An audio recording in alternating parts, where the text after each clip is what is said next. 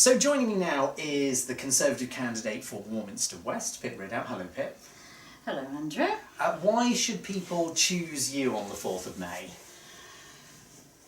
Well, that's a free choice, and they don't have to if they don't want to, but I think I've demonstrated over the last 40 years that I've been here how hard-working and committed I am to the town, and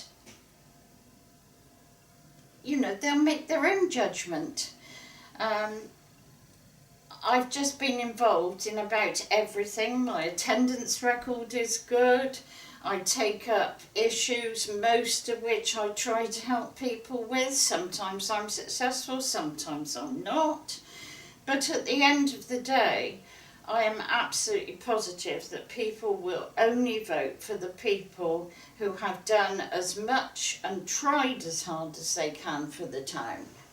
And I have to stand on my record, and we shall see what happens next Thursday.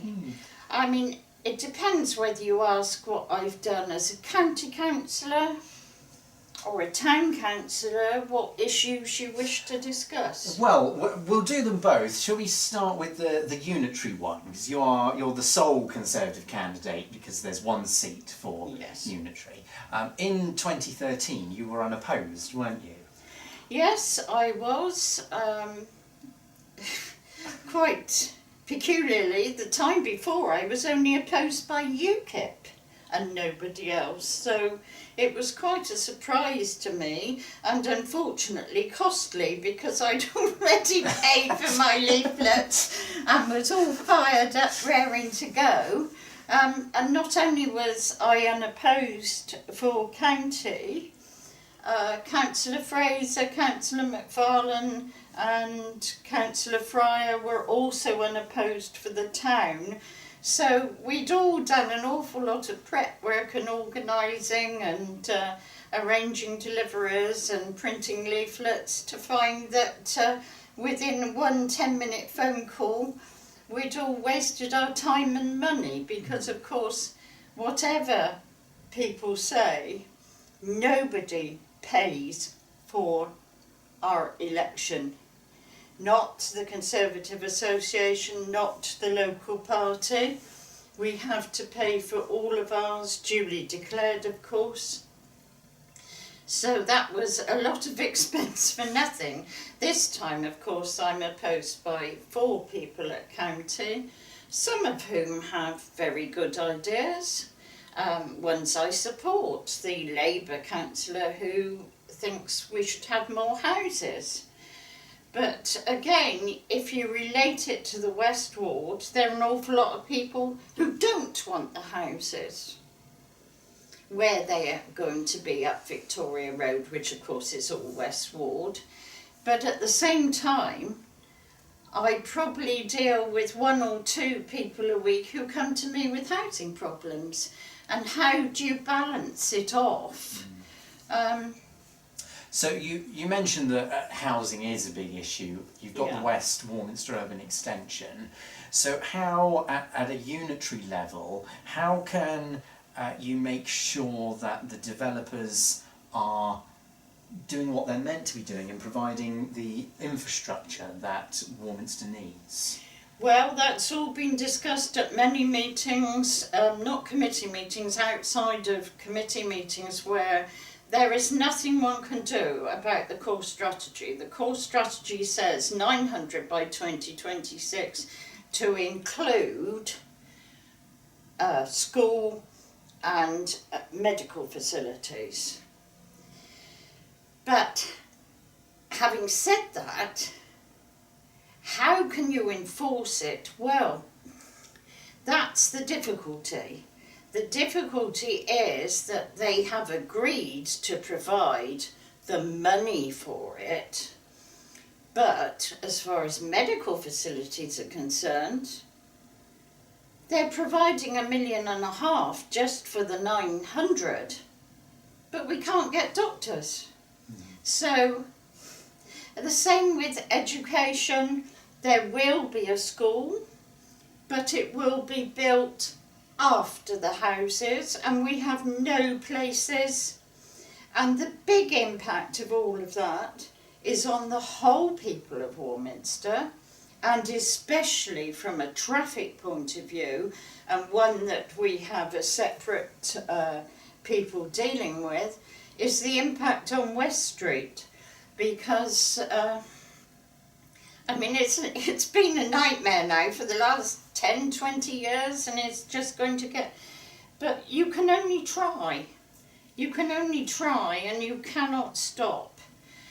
Obviously, with anything, it's all down to the legal agreement, so there is no way they can get out of a lot of the things. Other things are by negotiation. We have managed to get quite a few things by having meetings with the developers and pressuring them, and public opinion, and of course our MP on the big issues has written to the chief executives and forced them to come to a meeting with us to listen to our concerns. You're sticking with unitary for the moment. You have Stacey Allensby standing against you, representing the independent group of councillors in Warminster. She didn't accept our invitation to come in, but from her leaflet, it seems that she's standing, I was going to say standing on dog mess, standing on the issue of dog mess and cleanliness of the area. Do you feel that that's an issue in Warminster West? As far as the dog mess goes, 3 years ago, one of the independents brought a proposal to the town council, and we set aside 30,000, give or take, I can't quite remember, to have a dog warden for Warminster. The independents led on the group. They turned up for the first meeting and then disappeared. Because you don't just employ somebody. They have to be trained, they have to have authority, and also they have to work very antisocial hours. Most of the dog mess is done before 9 o'clock and after 6 o'clock by those who are just socially irresponsible. And it's only about 10% of the people. Nigel Lynch set up a similar group on Warminster Common and found exactly the same thing. It stopped for a while. What I personally do, and I can't do the whole town, is I have myself and 5 very lovely volunteers, and we manage as best we can to keep Portway Estate, Arnview Estate and Portway Fields clear of litter by having clean-ups and by taking photos and reporting people. Of course, that's not legal, but I then myself report them to the dog enforcement section. But you have to see them do it. You know, the rules and regulations, like everything, are just ridiculous. But we did go with the independents. 13 of us voted unanimously to have a dog warden. As chair of finance, we put it in the budget. It stayed there for 3 years. But they don't, it's all right. Everybody complains about litter, dog mess, fly tipping the state of the town, but nobody wants to do anything about it. And when I say nobody, I'm not talking about 80%, 90% who don't throw litter, fly tip or let their dogs foul.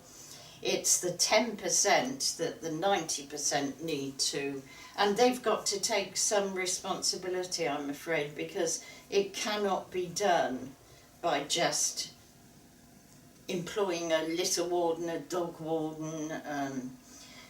As I say, you have to take all the areas of town, and there are other councillors who do their areas, but I simply couldn't do any more than my personal area, and I'm very grateful to the 5 people who come and help me.